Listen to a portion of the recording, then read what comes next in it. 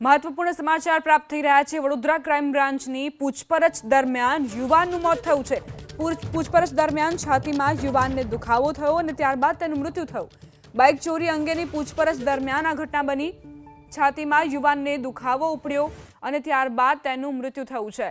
Vadodara crime બ્રાન્ચની પૂછપરછ ચાલી રહી હતી। યુવાનને અચાનક છાતીમાં દુખાવો થયો અને ત્યારબાદ એ જાણકારી મળી છે કે તેનું મૃત્યુ થયું છે।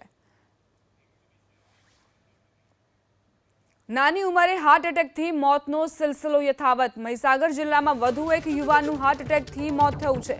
ચમારિયા ગામના 38 વર્ષીય અલ્પેશભાઈનું હાર્ટ એટેકથી મોત થતાં પરિવારમાં શોકનો માહોલ। મહીસાગર જિલ્લામાં એક જ અઠવાડિયામાં 2 આશાસ્પદ યુવાનોના હાર્ટ એટેકથી મોત થયા છે। આશાસ્પદ યુવાનના મોતને લઈ અને ગામ અને પરિવારમાં શોકનો માહોલ છે।